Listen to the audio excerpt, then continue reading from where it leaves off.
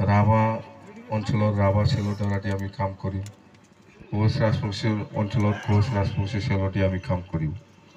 এই সিস্টেমটো আমি আগত বনোৱা নাছিল, এইবাৰ আমি বনাই পেলাই ৰাখিছে। 2025 চৰকাৰ আহক বাছ।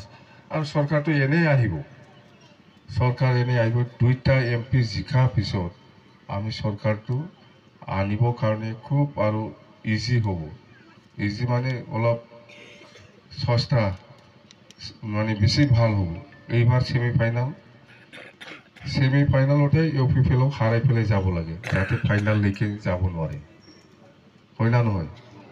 এইটো ছেমি ফাইনেল, এইটো হ'ল ছেমি ফাইনেল। এই ছেমি ফাইনেলতে হাৰাই পেলাই ইহঁতক ফাইনেললৈকে যাতে যাব নোৱাৰে।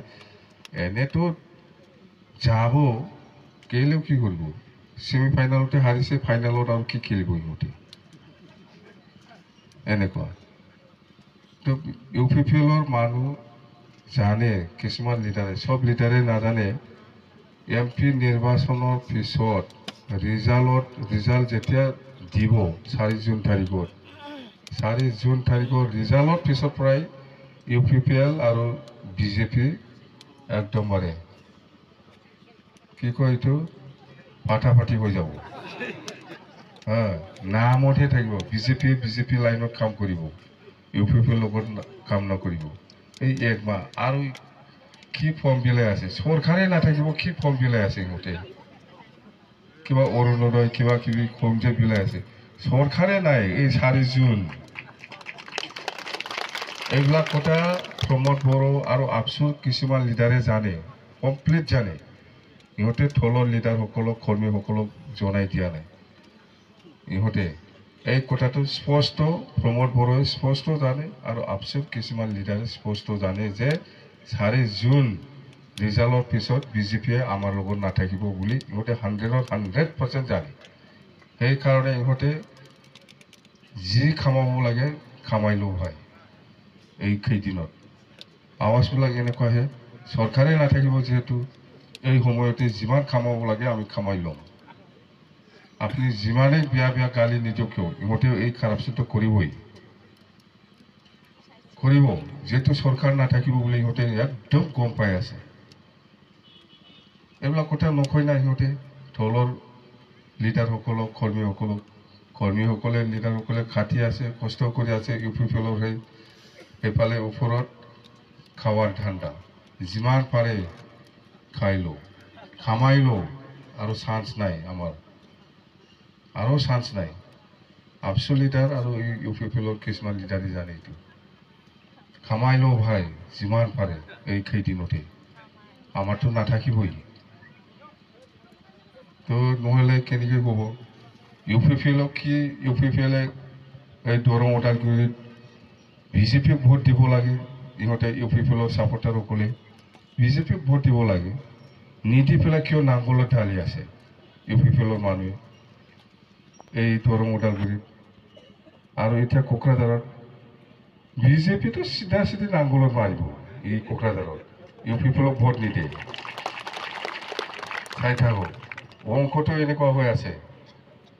নাই, আমাৰ জিকাটো ইহঁতক লৈ পেলাই নহয়, আমিতো এনেও জিকি আছে। কিন্তু মই কৈছোঁ BJPয়ে বহুত ভোটাৰে, 180% ভোটাৰে নাংগলত ভোট দিব কোকৰাঝাৰ লোকসভাত।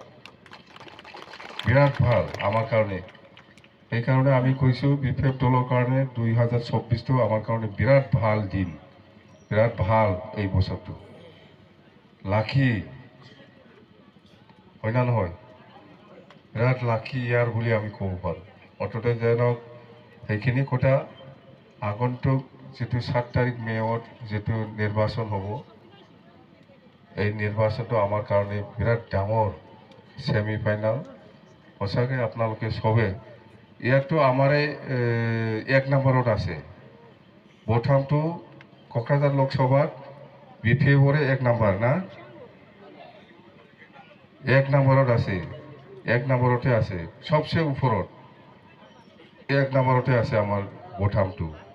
দৰং ওদালগুৰিটো 2 নম্বৰত আছিল আজি।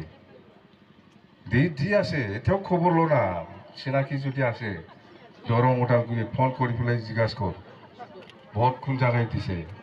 পুৰা নাঙ্গল জিজ্ঞাসা কৰ কোন কোন জাতি বাহাগী আছে এইফালে দৰং ওদালগুৰিত ফোন কৰি পেলাই বিৰাট ভাল মুঠতে বিৰাট ডিফেন্সত আমি জিকি গুণি গৈ আছোঁ ভাল না আমাৰ বিপেকৰ কাৰণে আৰু আপোনালোকৰ কিবা কিবি সমস্যাৰ কথা কৈছে ৰাস্তা দলঙৰ কথা কৈছে চিলাই নদীৰ দলং কিবা মোদাঠি দেৱীতোলা না কিবা ৰাস্তা এইবিলাক ইলেকশ্যনৰ সময়ত ক'ব নোৱাৰে আপোনালোকেতো জানে মই যি কয় সেইটোৱে কাম কৰিম হ'লে হ'ল না হ'লে হ'ল দে তো সেইখিনি কথা খুব গৰম ৰ'দ বেছি আজি আৰু নামাজ আছে আমাৰ মুছলিম সম্প্ৰদায়ৰ যাব লাগে চাহ পানী দিছিনা নাই আপোনালোকক পানী চানী পাইছে না তো ঠিক আছে দেই নমস্কাৰ থাকিল আশা কৰিল 7 তাৰিখত আপোনালোকে আমাৰ হৈ ভোট দিব থেংক ইউ